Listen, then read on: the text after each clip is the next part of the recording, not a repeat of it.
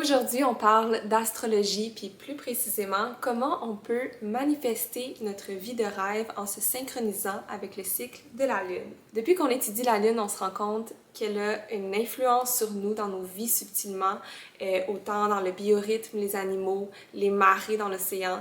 Nous qui sommes composés à 70% d'eau, les émotions, la fertilité, super connectées avec le cycle menstruel de la femme, les plantes, bref, c'est comme fascinant de voir toute l'influence que la Lune peut avoir sur nous, sur Terre, étant donné aussi que c'est le seul corps planétaire qui orbite vraiment autour de la Terre, tandis que les autres dans le système solaire, on gravite autour du Soleil. Donc c'est vraiment intéressant. Donc la vidéo aujourd'hui va vraiment servir à plus décortiquer le cycle de la Lune, voir chaque phase, qu'est-ce qu'elle peut nous apporter, puis comment qu'on peut intégrer ça, se synchroniser avec le cycle de la Lune dans un quotidien de manière facile, accessible et efficace. Donc il pourrait y avoir beaucoup d'informations autour de la Lune.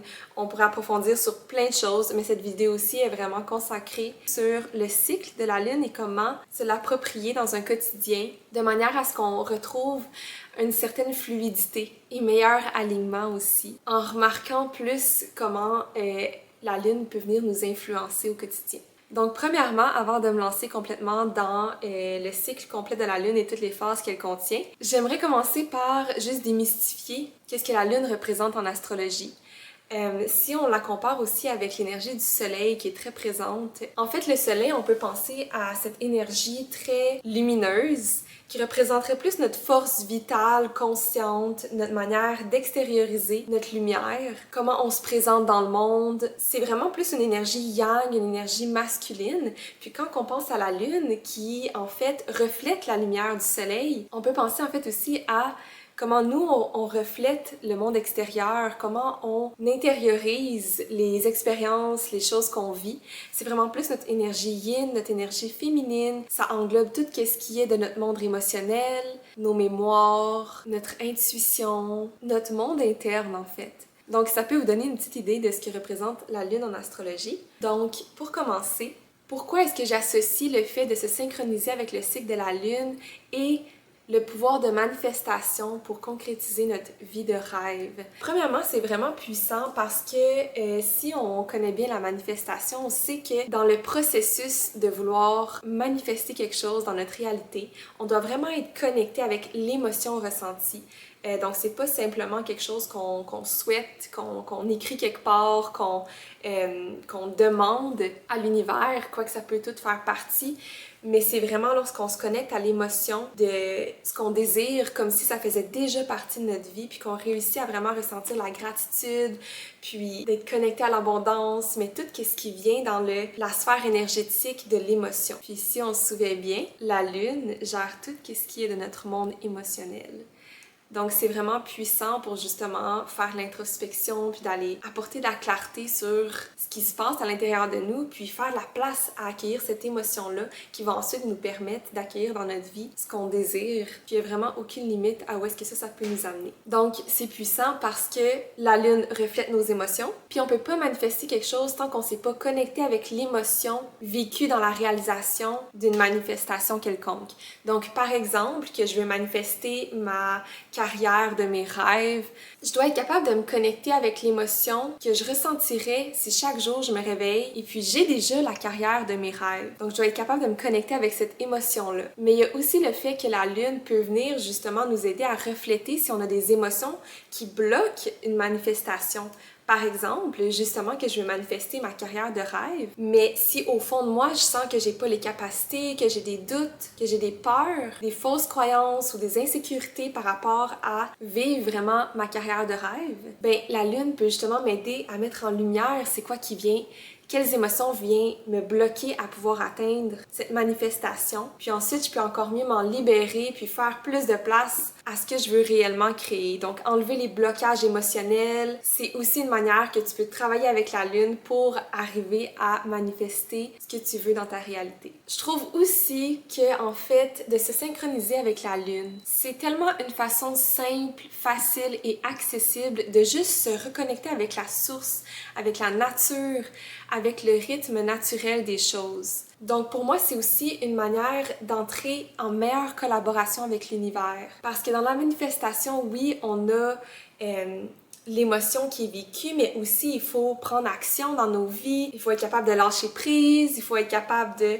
garder le contrôle sur qu'est-ce qu'on veut, mais comment trouver un bon équilibre là-dedans? Je trouve qu'en se synchronisant avec le cycle de la Lune, c'est un outil en fait pour moi qui a été super aidant, puis qui m'a beaucoup inspirée aussi dans mon quotidien, puis m'aider à trouver une meilleure guidance sur où mettre mon énergie pour travailler vraiment en complémentarité avec la Lune. Avant de me lancer dans ce que symbolisent les 8 différentes phases de la Lune, il y a manière de faire beaucoup de liens avec son cycle, juste en observant quand son cycle est croissant versus décroissant. C'est vraiment selon l'angle avec le soleil que, en fait, la lune nous paraît en croissance ou décroissance vers la nouvelle lune. Donc, quand la lune est dans sa période croissante, on est dans une énergie yang, une énergie outward, où est-ce qu'on est invité à prendre action dans nos vies, à aller de l'avant, à prendre des initiatives, parce qu'on gagne du momentum avec la lune.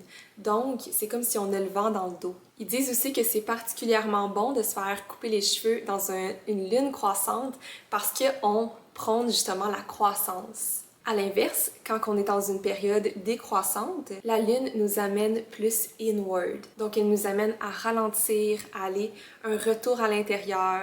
C'est plus un moment où est-ce qu'on est encouragé à avoir des réflexions sur nos vies, à prendre des pauses. C'est une bonne période, en fait, dans ce moment-là de la lune décroissante, de vraiment se questionner sur nos vies, remettre les choses un peu en question, puis être plus dans une activité interne. Donc, si on a des guérisons à faire, si on a des émotions à vivre, de vraiment prendre le temps de process tout ça dans une lune décroissante, c'est excellent. Donc, à ce moment-là de la lune, on est plus invité à lâcher prise sur notre besoin de contrôle, sur notre besoin d'atteindre certains objectifs ou certains résultats de manière très précise.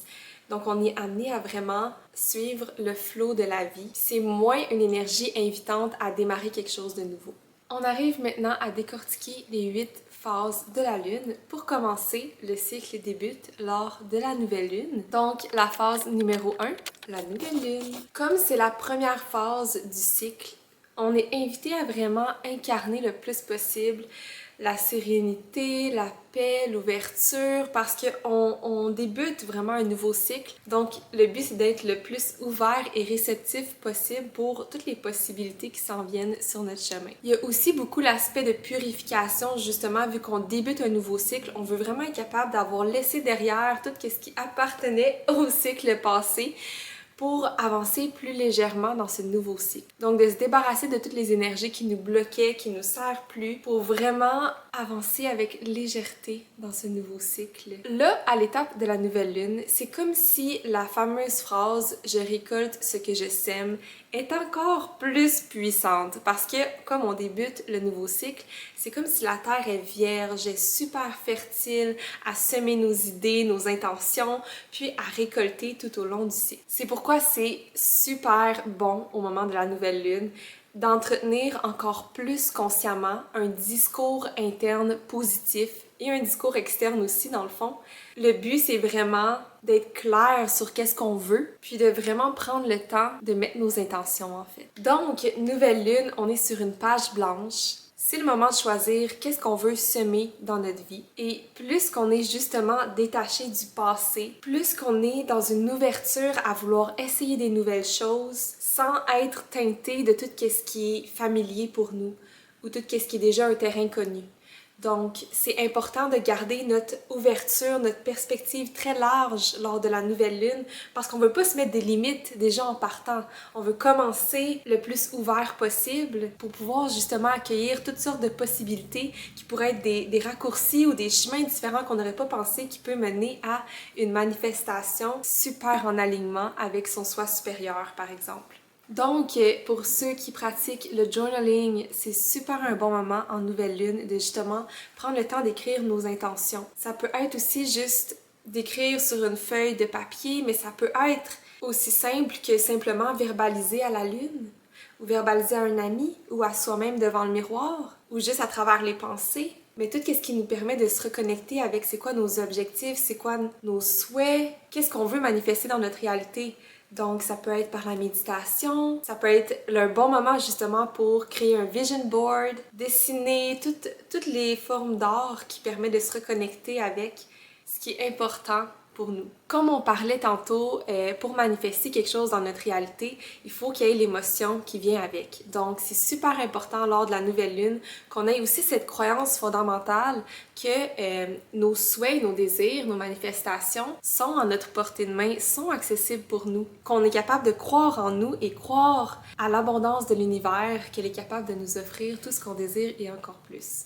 Donc, nouvelle lune, de croire en nos manifestations, super important. Si on a un projet à débuter en nouvelle lune, c'est un super de bon timing. Les nouvelles lunes parlent de début, de commencement, donc initier quelque chose de nouveau dans une nouvelle lune, c'est super. Si on a un événement à organiser, un engagement à officialiser, c'est aussi toujours des bons moments lors d'une nouvelle lune. En fait, c'est le moment lors d'une nouvelle lune où est-ce que le soleil et la lune sont alignés ensemble. Ce qu'on appelle en fait une conjonction en astrologie. Puis j'aime beaucoup expliquer la conjonction par le fait que c'est comme si la force des deux corps planétaires mis ensemble crée une énergie plus puissante parce que c'est comme si on initiait la force du soleil et la force de la lune ensemble. Si je prends le temps de décortiquer justement l'énergie du soleil et de la lune qui unissent leurs forces lors d'une nouvelle lune, c'est comme si on a l'énergie du soleil qui est yang, qui est motivée, qui est inspirante, qui est orientée vers l'action, qui est enthousiaste, puis qu'on ajoute à ça la force de la lune qui nous amène la connexion avec notre intuition, notre monde intérieur, notre sagesse profonde, nos émotions.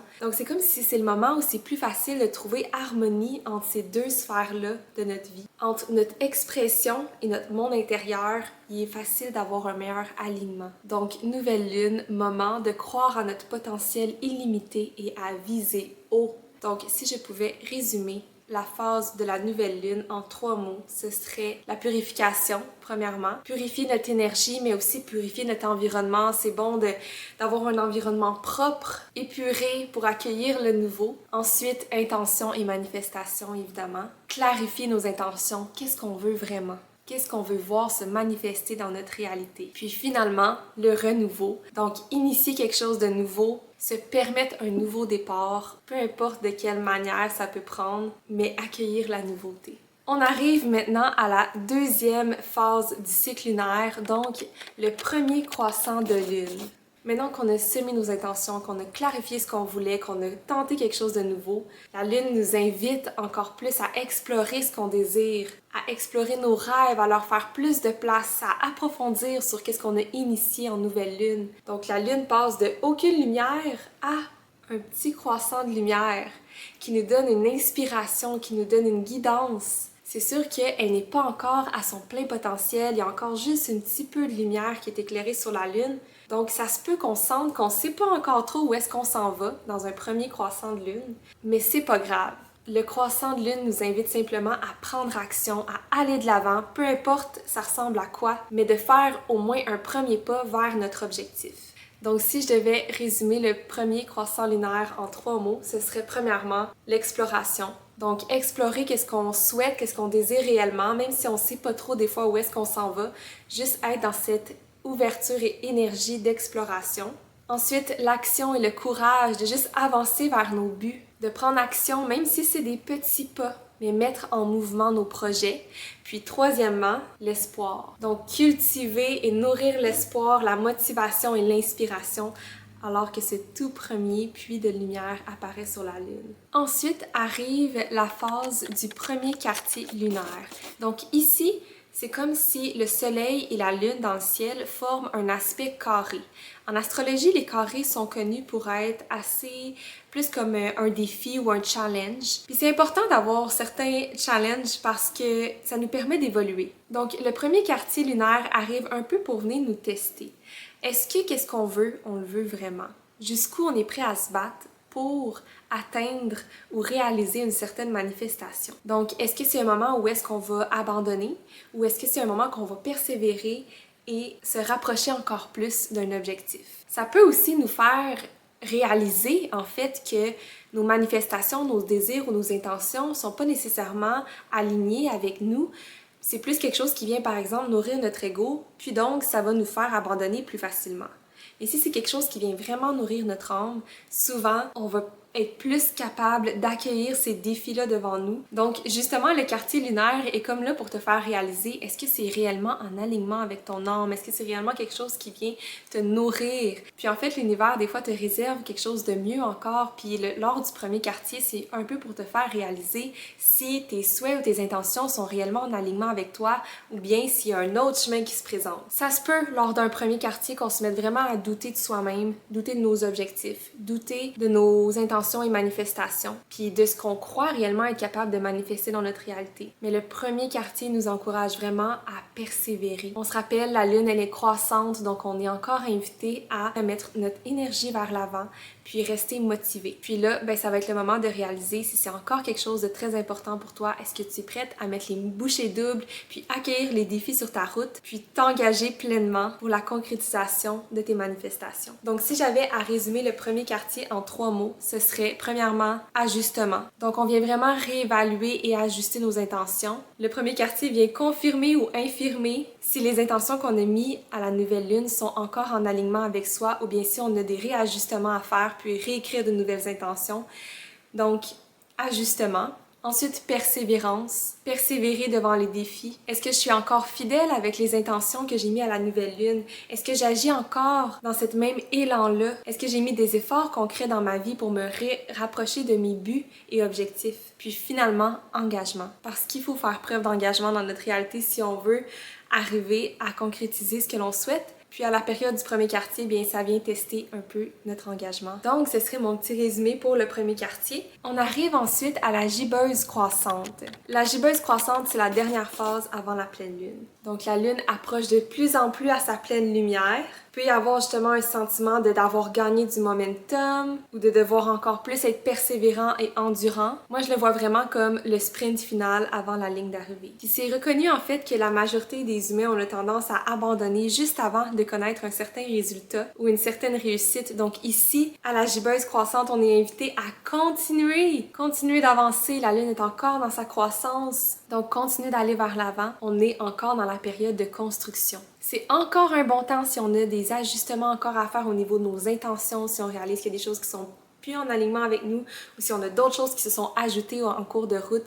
Et c'est toujours un bon moment de les réécrire ou de les remettre à l'univers. Puis là, on n'oublie pas, la lune reflète nos émotions, notre monde interne. Puis là, plus qu'elle grandit, plus qu'elle est éclairée, plus qu'elle gonfle, ben c'est la même chose que nos émotions. Donc, plus qu'on peut sentir que nos émotions prennent la place, on peut se sentir hyper excité, hyper sensible. On peut aussi sentir que notre potentiel prend de l'ampleur.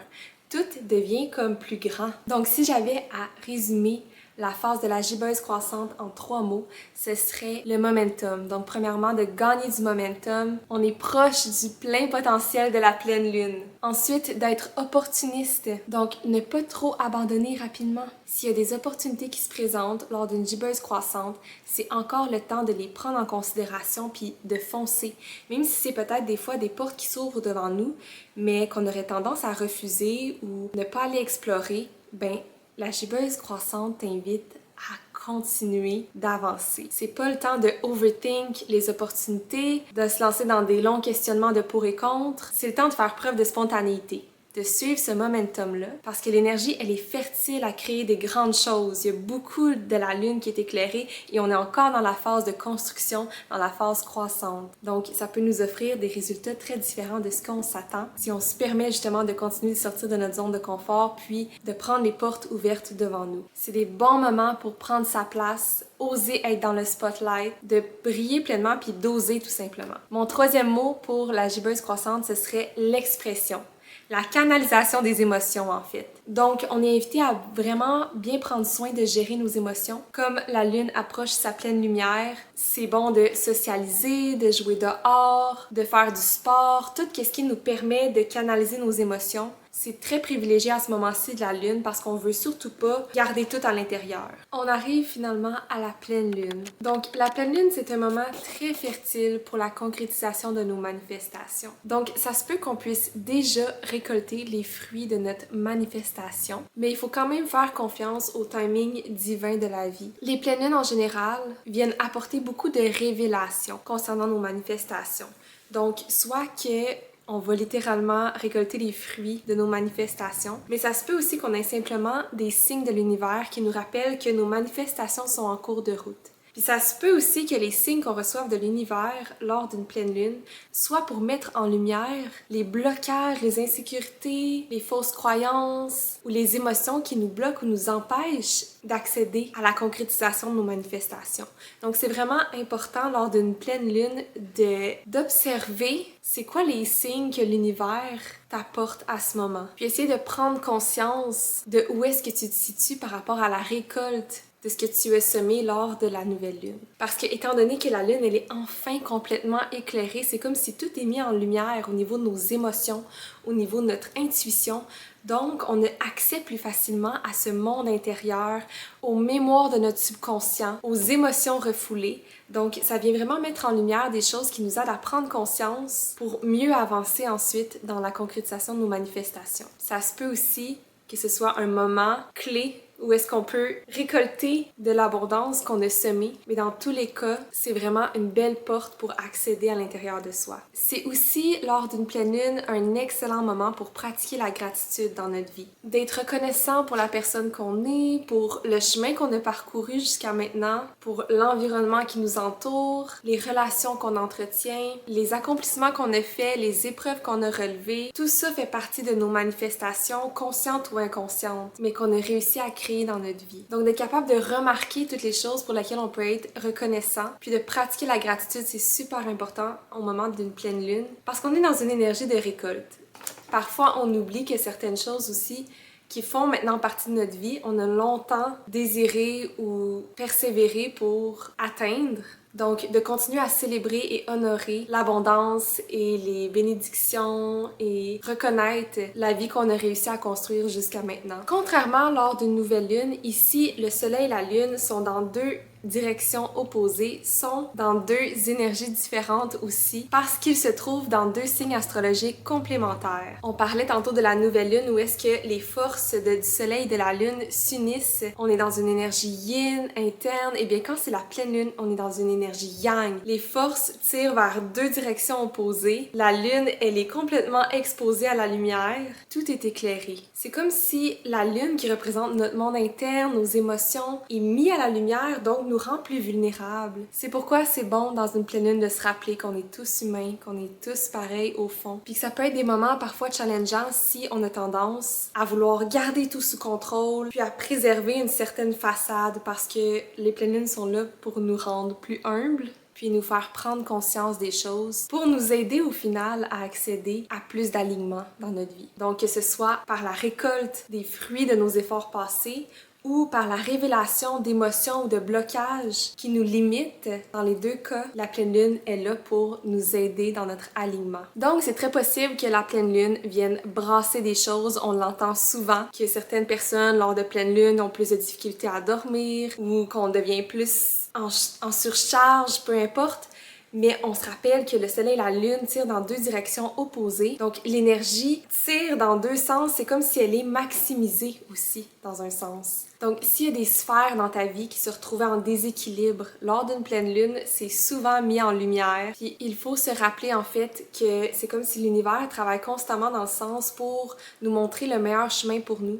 Puis des fois, on croit savoir ce qui est bon pour nous. Puis lors d'une pleine lune, il y a des choses qui nous arrivent, qui nous demandent de pas avoir le choix, en fait, de lâcher prise, puis de laisser aussi cours à ce que l'univers aussi puisse venir apporter des changements, puis mettre en lumière certaines choses qui étaient peut-être des informations où est-ce qu'on n'avait pas accès. Donc, les moments de pleine lune, c'est super puissant pour justement nous rapporter des informations utiles. Donc, plus qu'on est réceptif et plus qu'on est ouvert à ces signes-là, puis à se lâcher prise-là lors de la pleine lune, plus que ça peut nous aider à nous propulser vers l'avant. En fait, la pleine lune nous invite vraiment à lâcher toute résistance. Quand on est en nouvelle lune, c'est le temps de mettre nos intentions, d'aller vers l'avant, de choisir ou décider ce qu'on pense qui est mieux ou ce qu'on veut vraiment. Mais quand c'est la pleine lune, c'est le temps de laisser place à plus grand. C'est comme si on a cette collaboration-là avec l'univers où est-ce qu'on se dit « je prends action, je prends les devants dans la vie », mais je te laisse aussi place à apporter un réajustement parce qu'on s'entend qu'ici sur Terre, on a une vision restreinte de notre vie, conditionnée par tout notre passé, toutes nos expériences, nos croyances, notre personnalité. Bref, en lâchant cette résistance-là, puis en s'ouvrant, en faisant place à une guidance supérieure, on permet une collaboration selon moi, encore plus puissante.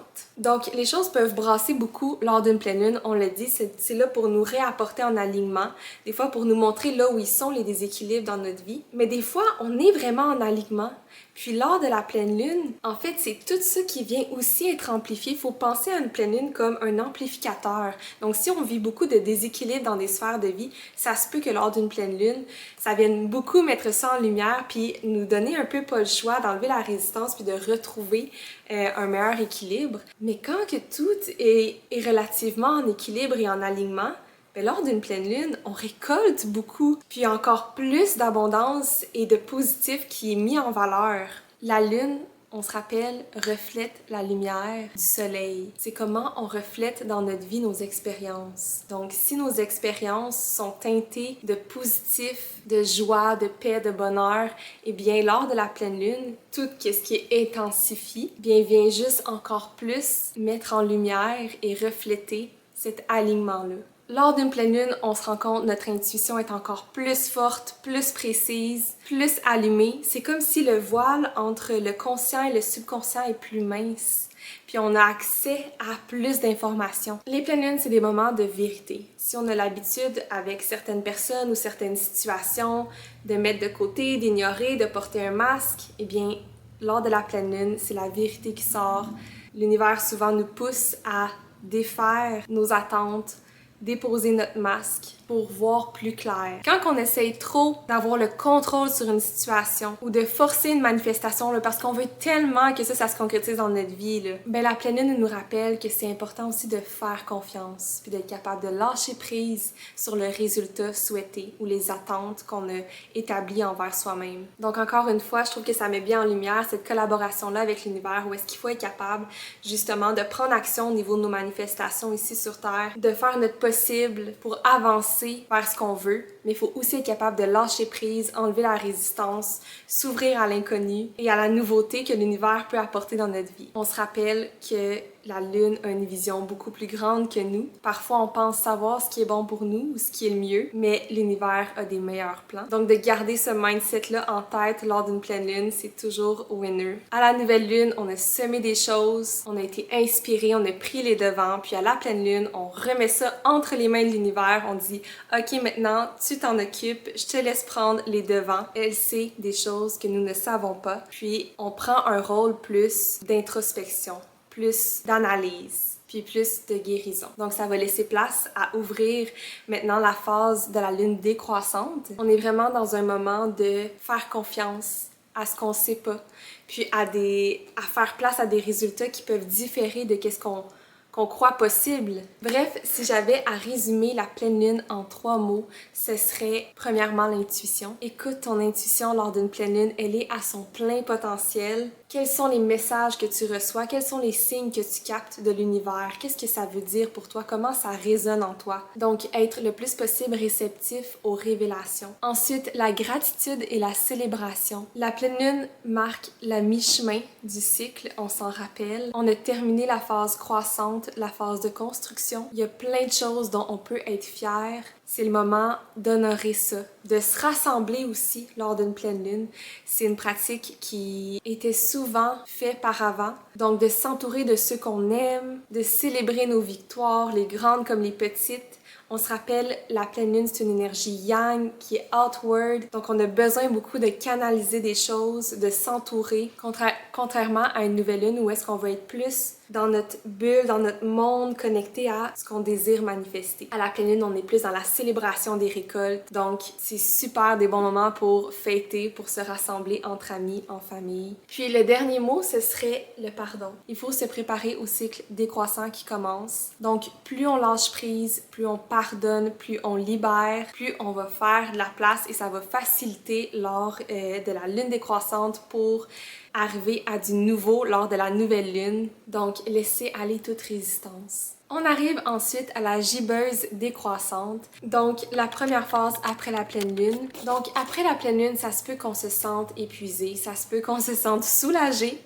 Il y avait beaucoup d'énergie à libérer. C'est maintenant le temps de se reposer, de relaxer, d'être plus tranquille, donc de laisser la poussière retomber. C'est pas nécessairement le meilleur moment, par exemple, de commencer quelque chose de nouveau. On est plus invité à reprendre nos forces tranquillement, se concentrer simplement à être doux envers soi-même. Donc, prioriser toute activité de détente, là, aller au spa, se faire un home spa, prendre rendez-vous avec sa psychologue, aller se faire masser, mais toutes les choses qui peuvent nous aider à nous accueillir avec douceur, c'est privilégié au moment de la gibbeuse décroissante. En fait, on est comme à la phase de guérison et régénération. Donc, plus on va accueillir cette douceur et ce moment de repos, encore une fois, plus qu'on va avoir d'énergie quand le nouveau cycle va recommencer à aller vers l'avant. Puis en fait aussi, durant la pleine lune, on le sait, il y a beaucoup de choses qui ont brassé, peut-être qu'on a vécu beaucoup de stress ou qu'on a ressenti beaucoup d'émotions. Puis des fois, ça se ressent beaucoup aussi physiquement. Quand on parle du monde émotionnel, c'est aussi très physique. Donc c'est bon de pouvoir se ramener dans un rythme plus lent pour être sûr de pas emmagasiner là, toute l'énergie de la pleine lune puis d'être capable de revenir au calme.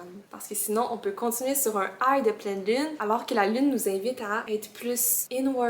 La gibbeuse croissante, c'est vraiment comme le calme après la tempête. Faut juste prendre une pause, respirer. Les choses peuvent être encore très gonflées, comme on a pu ressentir à la gibbeuse croissante. Sauf qu'ici, ça nous amène à tranquillement... Donc, si j'avais à résumer la phase gibbeuse décroissante en 3 mots, ce serait premièrement le repos. Donc, se reposer, reprendre des forces. Ensuite, douceur et guérison. Donc, être plus tranquille, plus doux envers soi-même. Apporter la guérison si nécessaire. Puis finalement, la lenteur. Donc, on veut se rappeler que les choses étaient intenses lors d'une pleine lune, mais qu'à long terme, les choses ne peuvent pas tout le temps être intenses comme une pleine lune. Donc, on doit être capable de revenir au calme, s'apporter plus de lenteur. Donc, ne pas précipiter des projets, ne pas trop vouloir initier trop de choses en même temps, là. Ici, on veut prendre notre temps, on veut être patient. On continue de pratiquer le lâcher-prise, puis de remettre notre confiance à l'univers et en nos manifestations et en soi-même. Donc, on arrive ensuite au dernier quartier de lune. On est à mi-chemin entre la pleine et la nouvelle lune. Ici, tout comme au premier quartier, la lune et le soleil forment un carré dans le ciel et on se rappelle, les carrés sont là pour nous apporter des défis, pour qu'on puisse continuer de grandir et d'évoluer. Donc, c'est conseillé lors des quartiers lunaires là, de s'ouvrir un peu aux obstacles devant nous, de prendre conscience que ces obstacles-là sont là pour notre plus grand bien, en fait. Donc, ça se peut que ce soit un moment où est-ce que les doutes, les insécurités, les peurs reprennent le dessus, mais il faut se rappeler que c'est normal lors d'un quartier lunaire, que c'est là pour nous tester encore une fois.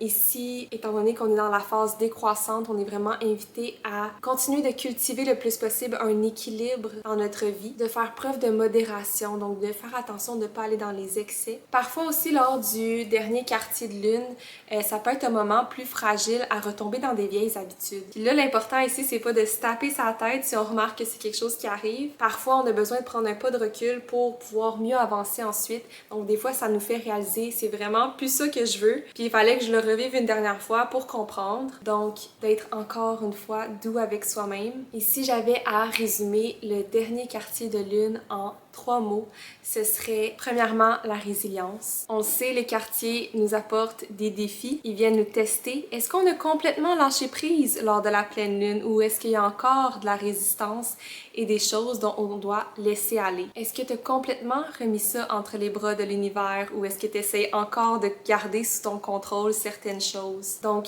continuer dans cette pratique-là, puis faire preuve de résilience. Ensuite, je dirais la tempérance. Donc, essayer le plus possible de garder un focus sur l'équilibre. C'est normal d'avoir des doutes, d'avoir des remises en question, d'avoir des insécurités, puis d'être challengé dans la vie, de retrouver des obstacles devant nous. Faut juste faire attention pour pas que ce soit seulement ça qui entretient le discours qu'on a, puis d'être capable de mettre notre focus sur plus de modération et de tempérance. Ça va être vraiment une clé gagnante ici. Finalement, le détachement au passé avec tout ce qui est familier. Donc, briser les vieilles habitudes si nécessaire. Se détacher d'une vision trop parfaite qu'on peut s'être créée. Puis en fait, s'éloigner de ce qui nous limite à seulement ce qu'on connaît. Donc, se rappeler que le résultat peut souvent différer de ce qu'on s'attend. Puis d'apprécier plus le processus plutôt que le résultat. On arrive ensuite au dernier croissant de lune, donc la dernière phase avant de recommencer le cycle. On est à l'étape d'apaisement. On est invité à recommencer tranquillement à se replonger dans le monde de nos rêves, de nos manifestations, puis vraiment laisser l'espoir nous guider. On est comme à l'étape le fun après avoir fait un gros ménage, puis s'être débarrassé de plein de choses qui nous convenaient plus, puis on se retrouve maintenant bientôt sur une nouvelle page blanche. Où est-ce qu'on a la chance encore de pouvoir réécrire des nouvelles choses qu'on souhaite qui sont plus en alignement? Où est-ce qu'on est libre d'écrire vraiment tout ce qu'on veut? Donc, à ce dernier croissant, il peut y avoir un sentiment de fierté aussi en regardant le chemin parcouru.